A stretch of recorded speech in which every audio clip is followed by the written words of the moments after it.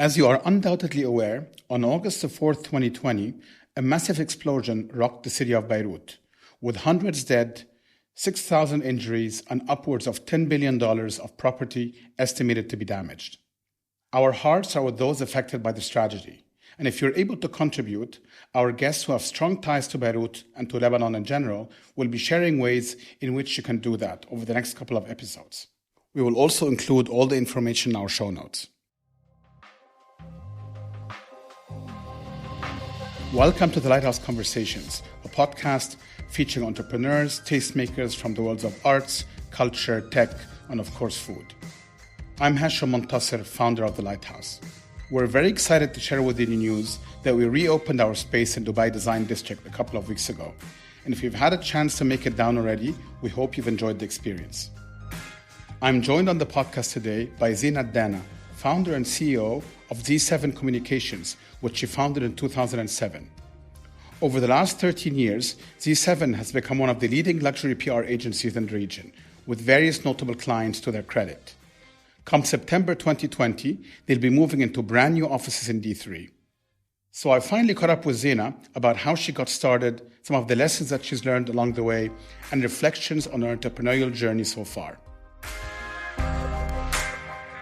I'm going to just start right off and just saying, obviously, what has happened in Lebanon has impacted all of us. Maybe in your case more, you have family in Lebanon. True, I have family, I have friends there, and it was a huge shock. I think it's a traumatizing experience for everyone who was there, even more than us being here. We're here living in Dubai and seeing things on TV is very different than actually being on the streets. And in a way, yes, it has been a huge setback for everything, after everything that the country has been going through. And to get this on top, I think people lost their hope, lost their fight, because they always say the Lebanese are the fighters. They always, can stand up on their feet no matter what happens. And what I keep hearing from my friends is that we don't feel we can keep fighting anymore. What do you think will happen? I mean, obviously very early days, but your own feeling and prediction as someone who has family and friends there. I do have some friends there as well. Obviously, they're all in shock right now, and obviously moving into an autopilot mode of trying to salvage what they can. But what do you feel? Do you think this will, a lot of people talk about this is kind of what broke the camel's back, so to speak. And now even the well-off who had maybe been able to support themselves, obviously the less well-off and less fortunate have had the problem for a very long time. Those will now maybe be thinking about leaving the country, and then the obviously less well-off might even be sort of a similar situation as Syria, trying to migrate to other countries. I mean, do you really think that will happen, or somehow it will hold together? I think the immediate effect that I'm seeing from my friends, or people I know, they're getting ready to leave. So especially, and these are people who have businesses there, who actually came back to the country where they were away, they were living abroad, and they built businesses, and they just feel like, why did I do this? It's not the right thing. And I think there will be some people who will do that. Obviously, not everyone will be able and capable, especially with these times of COVID-19. There are not so many opportunities. Not everyone will be able to afford living, let's say, in places other than Lebanon for now, with the situation without having jobs. So I think it depends. For the fortunate, I think they can always find a way to make it work, especially they have houses a little bit away.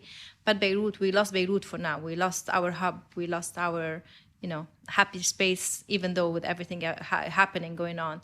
We've lost that vibe for now. So I think there would be definitely some changes.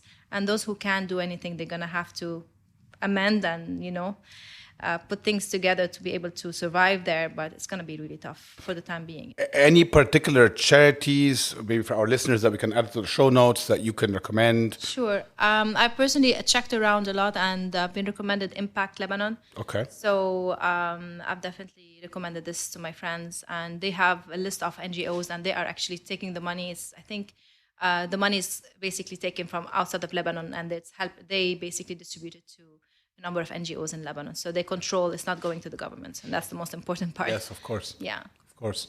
Okay. Well, very sorry. Let's hope for the best. We're obviously all praying for the people there and for, you're right, they're absolutely resilient. Very sad situation in the middle of a pandemic.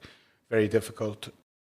Let's sort of transition. We'll stay with Lebanon for a minute. Did you grow up there? Tell us a little bit about your background, where you grew up. What did you do? How did you become so fabulous? All of these things. Thank you. You're always amazing. You make me feel the best and the most special. So I'm Lebanese. I grew up in Lebanon. I studied there. Even my university was there. Okay. So What did you study? I studied business and I chose hospitality as my emphasis. Oh, interesting. So I Okay. did not actually study communication or anything related to Your what I current- do your right current, now. yeah. But I studied hospitality, which basically makes you a people's person. And did you know you wanted to be in this field, or you just figured hospitality gives you a broad exposure to a lot of different fields? When you were graduating, did you have something specific in mind? I didn't have anything specific, but I knew that I was attracted to that field, and Okay. I felt it will allow me to have a wide, access to a wide variety of kind of opportunities. And I started my career there, and I have to say it's such a foundation. When you start with hospitality, you learn so much, you grow so much in so many departments. I've literally started from a very basic job, ended up being director of sales and marketing in like 4 years. So learned so much there. And then after that, I decided to make a move, came to Dubai. Early? At the age of 26. Wow. And I don't know how my mom allowed me to do that, because at that time it's like, wow, she's quite open-minded. I thought like she wouldn't allow me to. You just said, I'm going to Dubai, and she was like, okay, Habibti, go ahead. It's like I'm basically impressive. I found an opportunity there, and she's like, go do it. And it's like, wow, thank you. So that support gave me a lot of strength. Obviously, it wasn't easy to be alone in Dubai. I didn't have family. I didn't have many friends. And the early days of Dubai, I mean, Dubai was just at the cusp of Yeah, this building was itself, January right? 2003. Very early. There were a few Lebanese here, Sure. but I think I was still too young. And my age was not the common age to move at that time. Took me some time to make my connections. Started working in a PR agency at that time, and it was the foundation of my career in PR. And I have to say, I learned super fast. I became the GM of a local PR agency that was really one of the best at that time.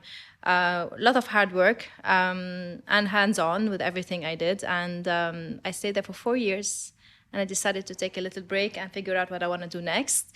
That's where I found, at that time, it was 2007, where all the brands were literally looking at this market, international, luxury.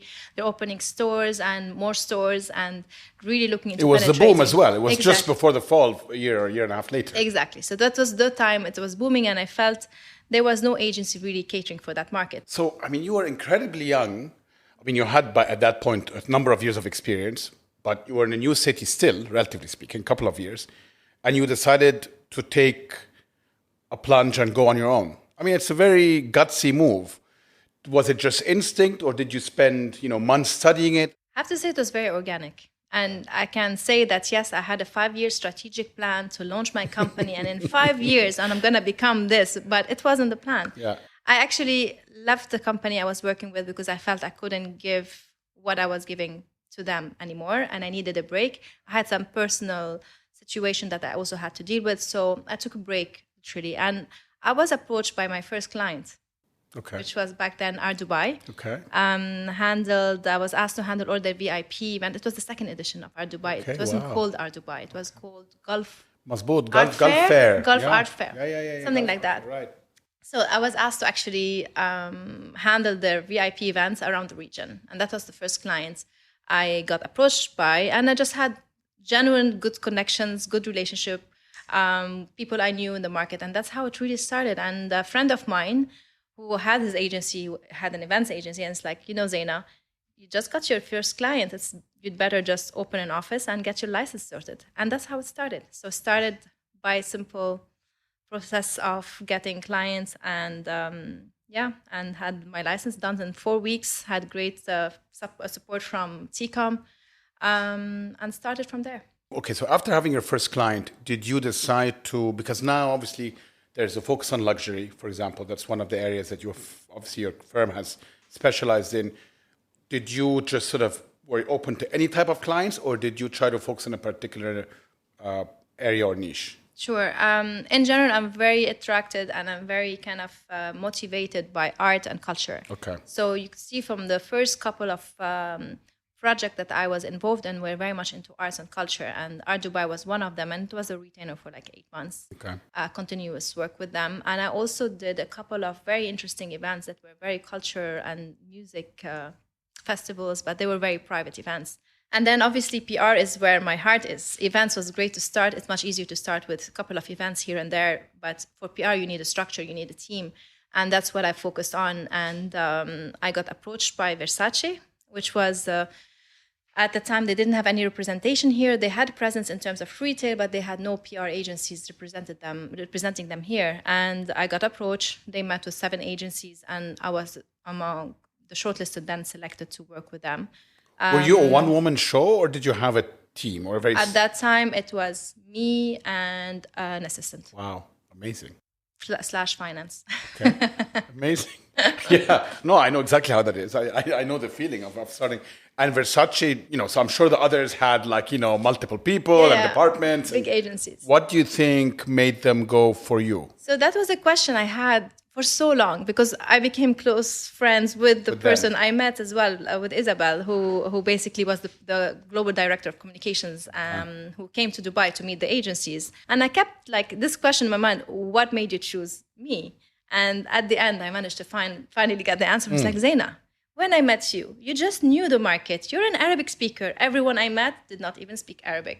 You knew the market. You knew what was going on. You knew you have all your contacts. Plugged in, yeah. We needed somebody from this part of the world, and you were the best representation for that. So that's great. It was that was her answer, and yeah, we're still great friends, and amazing. Yeah, always grateful for her.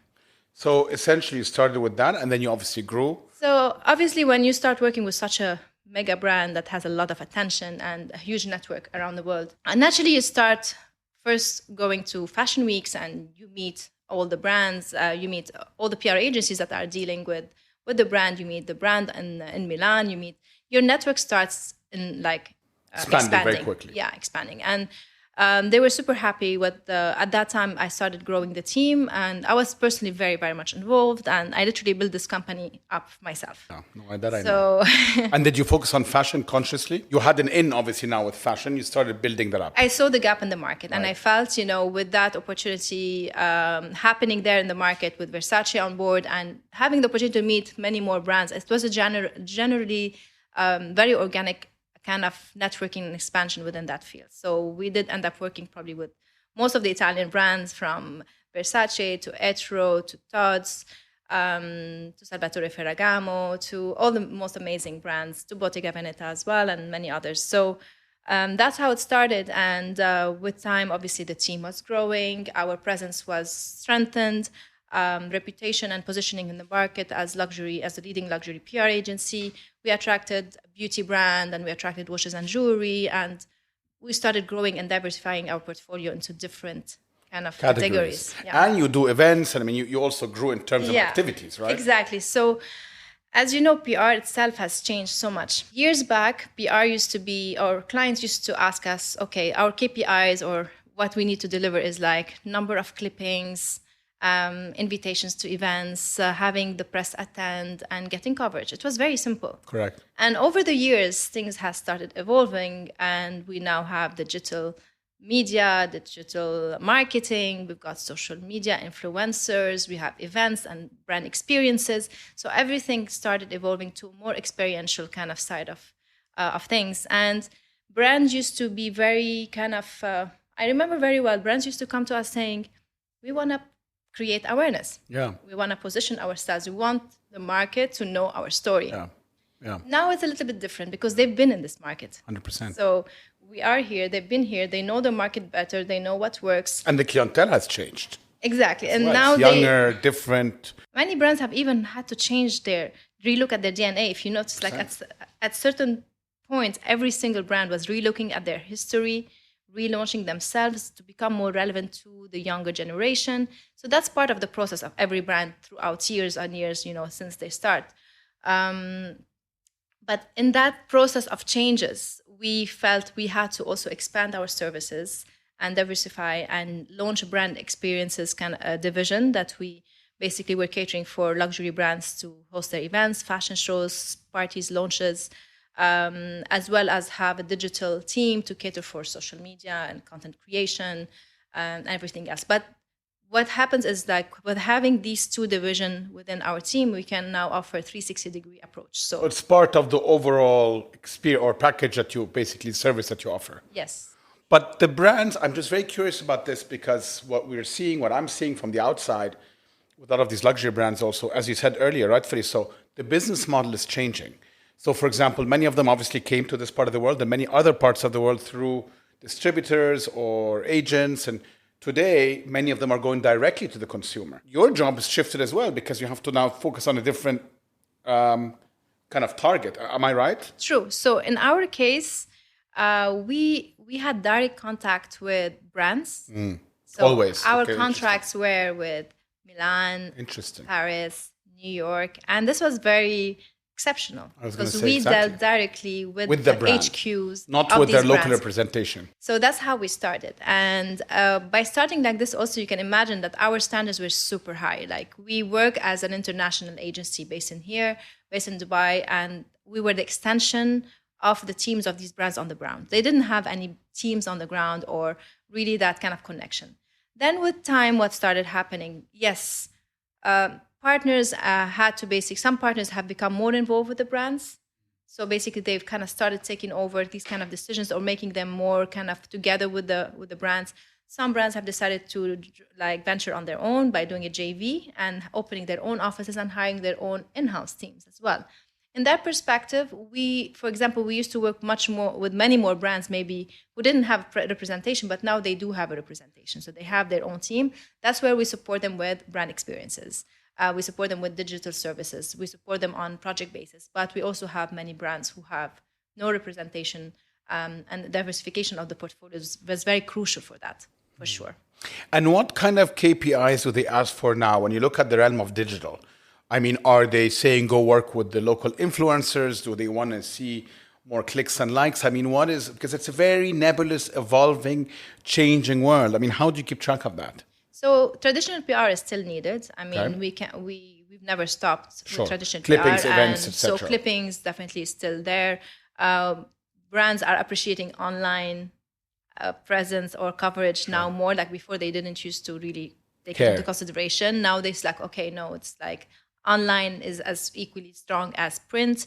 But definitely there was more a need to connect with the local consumer and to be more relevant to this part of the world. And that's something that I'm super happy to see because everybody's keen to really know and connect with this part of the world in a different way. Like whether it is a collaboration with a local artist or local designer and do something together, capsule collections, they've definitely stepped up the game. And has the local consumer on the ground habits changed? In other words, the person that used to, maybe before Versace, just use an example that you used, had to have multiple stores in each city and so on and so forth, and be actually have a physical space. Obviously, many of them still do. But if I were your target audience, you wanted me to obviously go to those events, and whether pop-ups or physical events or the actual stores, purchase and experience. Are those consumers, the younger generation now, doing that still, or are they doing all of that online? Or is it a combination? I'm trying to get to a point. What I'm curious about is what I'm seeing personally, and I want to hear your view, is that you're seeing the pure online brands creating some kind of physical experience because they see that's important, whether it's through pop-ups or a few events, etc. But then I need to show up also on the ground, and vice versa. The physical brands that used to be pure physical are saying I need an online presence that's important. So they're kind of each one coming into each other's, and maybe the answer is you're going to have a hybrid strategy. But I don't know. I'm asking. No, I think what's been happening is what I know from this part of the world is physical retail space is still very, very important. Okay. Yes. So what's been happening here, because it's been so relevant and so important, many brands did not make the effort to be present online. With COVID hitting in, I think that kind of sped the process, whereby accelerated, exactly. So like international brand that you would never think that they would have a regional kind of online portal or e-commerce, they have launched their e-commerce regionally. And these are the brands who actually kind of benefited a lot, much more than other brands, because consumer was able to actually access the product online and get it at a time where they couldn't go to stores. Where other brands who only had a physical presence without an e-commerce, actually they were really, really affected by that. And we have brands that had to stop doing PR for now because they were not able to cater for clients. However, during COVID, there was a lot of more personal approach whereby, clients were approached by by the sales people from the stores, and kind of more connecting on a human level when checking on each other. And lots of sales have happened through WhatsApps, through calls, and through other means. So like omni-channel, basically. Yes. So I think what you just said is having this hybrid kind of definitely including WhatsApp, including, this kind of personal touch with VIP customers and personal approach for sure. And what about, we always ask this question, I've been asking this question since the COVID, with small businesses like yours, especially when I have a founder with me, like today. You worked from home, like all of us, for a while. Yes. You probably now have a hybrid strategy of sorts. Where do you see very hard, assuming COVID is with us for a little while, how have your work habits changed and your teams? As a culture, we've always been advocate of flexibility. And, encouraging the team to feel comfortable to do what is suitable best or what is best for them. So even from before COVID, we've had like a couple of days a month where the team can work from home. Thursdays, they can leave early if they're done with what they're doing. So they have this flexibility of managing their own time. I think when COVID hit, first of all, it was super easy for us to migrate and switch to work from home because our communications. Everything we do is via literally emails, phone calls, and instead of physical meetings, we're doing like Zoom meetings. So with clients being abroad anyway, we're used to that. Yeah. So that was a very easy transition for us. Where it affected us, I think, is just not having the team all together really wasn't. You can do this for a month or two, but on the long run, I feel like having the team together definitely plays a big role in support and feeling this kind of energy, collaboration, creativity, energy, the junior brainstorm. people learning from the senior ones, etc. Exactly. So we've for the past few months we've kept the flexibility, but I see more and more people coming to the office because they just enjoy being there and working together. So yeah, we're excited. I think especially we're very blessed to be in Dubai and the situation is very much under control. So we are in a good position for things to be kind of changing to the more flexible and positive. And I'm planning to keep that flexibility. That was my question. Yeah. So definitely I would love to have the team back, but at the same time, I'd like to keep that flexibility in timing and agree on certain days where they can, just work from home. And I think that keeps everyone happy. And what's your preferred routine for you? What were you doing during this period? Do you wake up, make a cup of coffee, then take your Zoom calls? How do you work best? Sure. So for me, it's training in the morning. I wake up, have my cup of coffee, but I need to start with my training in the morning. I do have a much better energy in the morning than I have at 5 p.m. So that's something I figured out throughout the years. I do enjoy the fact that I was able to focus on work and focus on kind of the meetings that we had on Zoom rather than wasting so much time just going from one meeting to the other. And I think that's something everyone should kind of consider. Obviously, we need to do one-on-ones as well, but that's probably maybe more lunches or kind of social activities. And but that's something definitely would be great to keep for the future and to have a nice balance between both. I do tend to encourage life and work balance. I found it a little bit more challenging during COVID there, especially at the beginning. I think I was working, 12 hours, and it was quite exhausting. But then things, kind of balanced off. And now, yes, we're very excited to start a new chapter from September. We're moving to our new offices in D3. Thank you. With Dubai opening up, and I think more tourism opening up, I think things will start changing. And I feel this market will probably pick up before other markets. Yeah. Do you focus exclusively on Dubai, or is it the region, or how do you? So the office is based in Dubai, but our experience is a regional experience. Okay. We do have we've done events in Kuwait, we've handled campaigns in Saudi and events there as well. Our experience is region, but as you know, Dubai is the hub, and Saudi as well is another hub that we focus on. Let me transition a bit to the running a business, because I'm fascinated by that. So you started your own business. You're now 12, 13 years, is it now? 13 years, amazing. Yeah. I think now 14 September. 14, yeah. Amazing. 14 years of running a business. Give us a glimpse of what was, and it can be at any time during those 14 years, what were some of the challenges first of all. And then one of the things that, I mean, I can see from your style, knowing you also as a friend, a lot of things come easy to you, which is great. And obviously you have a very personal style, connecting to people. What were the things that you found hard in running the business over the years? What were the challenges? I think at the beginning, the biggest challenge I faced was to find team members who are willing to trust me to join a company they didn't know. So finding talent. And of a small startup, essentially. Exactly. And to date, it has been the biggest challenge to find something talent. we hear all the time. Yes, in this market, it's just the talent. Especially, I think in certain industries are more difficult than others. But I have to say, we have very high standards in the way we do business. We do require international experience as much as possible. We do also require regional knowledge. So yeah, we've kind of, this was the biggest challenge, and we have an amazing team, and planning to build more on these wonderful people working with us. But yeah, that has been kind of the most lengthy part. Sometimes we used to hire people before even needing new people just to make sure we have talent on board. That was one. The other challenge I faced personally is, when you start a business and, starting like very fresh and young and, without having really guidance, because also I own the business by myself. So I didn't have a partner to kind of talk to or lean on. Yeah. So I had to kind of learn my way. And the biggest challenge was to really realize that this is a business and it has its own entity, and Zeina is here, and she has another entity. So that separation happened after many years, and I know many friends of mine who struggle with that. And so that probably the realization of this made it a bit easier for me, but still, it's like it's a work in progress. It's not an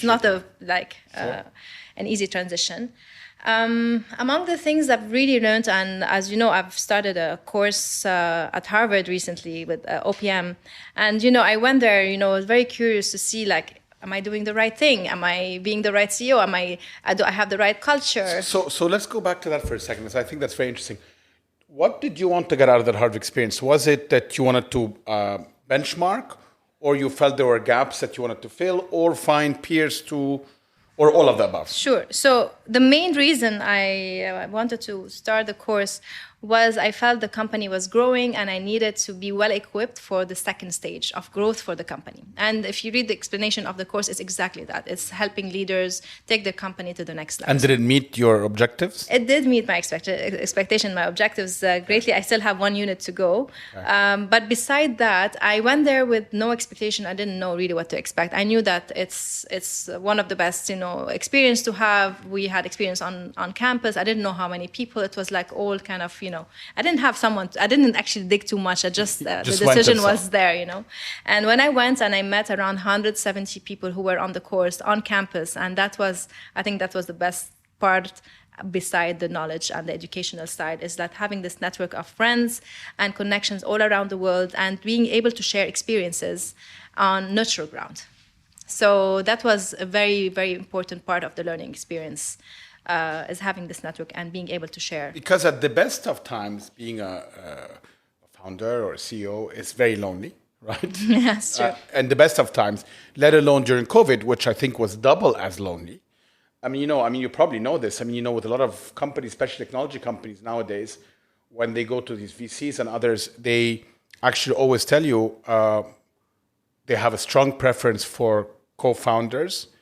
And so I want to say that you went against all odds, not because they don't believe in single founders, it's because it's so hard.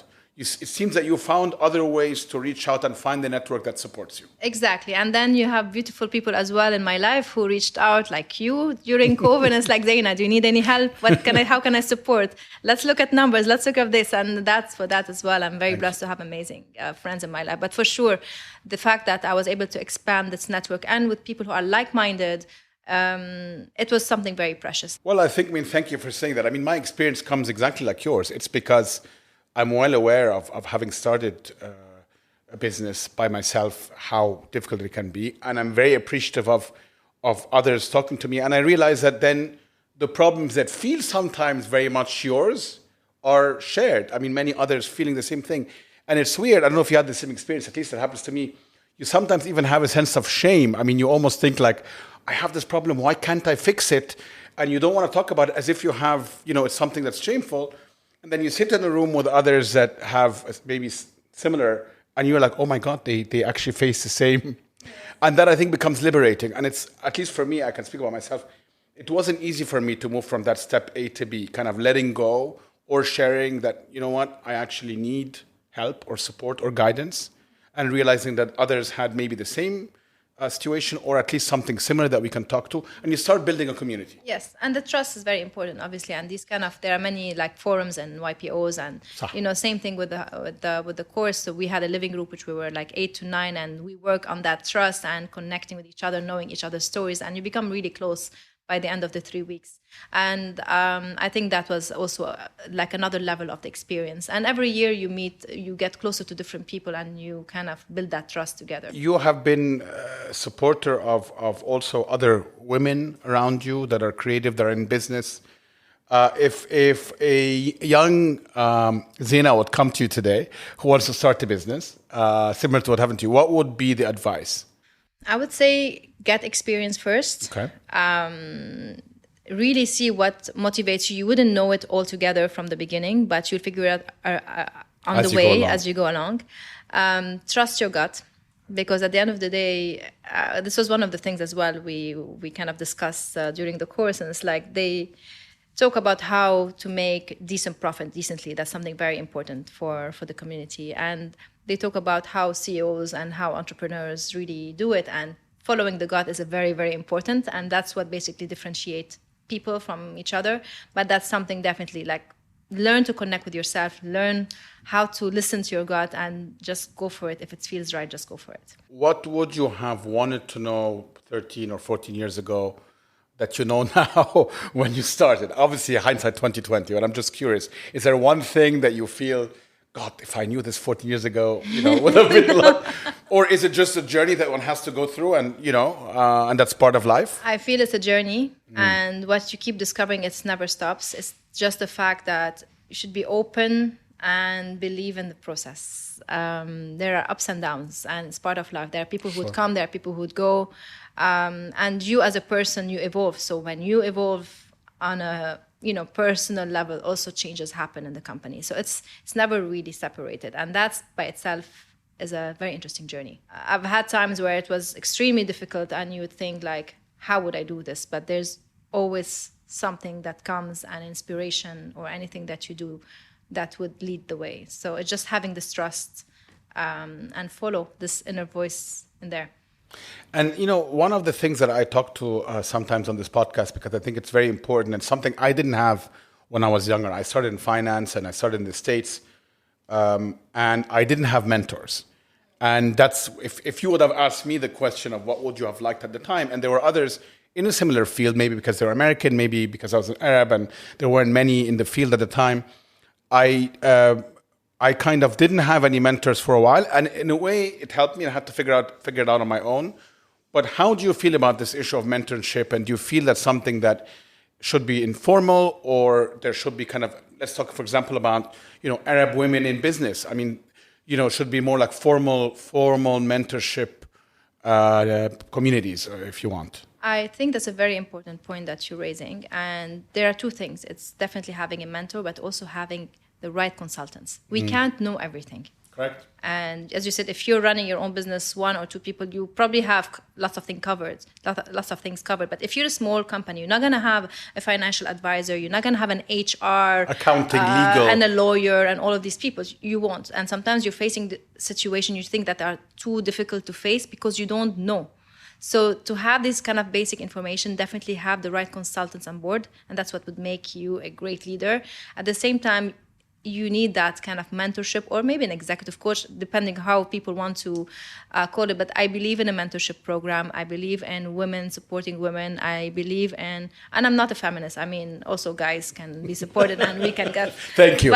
But in general, it would be great to have to encourage each other to do more and to really excel and to get that push to start something on our own and have somebody. And I know many of many big companies have such initiatives, basically, where they support women. They provide executives from their side to help women who are doing startups or starting a new business. And that's something I'm personally very keen on being part of as well more. Thank you once again for joining us on the Lighthouse Conversations. This episode was hosted by me, Hashem Montasser, and produced by Chirag Desai. You can connect with us on Instagram at @thelighthouse_AE or leave us a review on Apple Podcasts. It really helps other people discover the show. We'll see you in 2 weeks.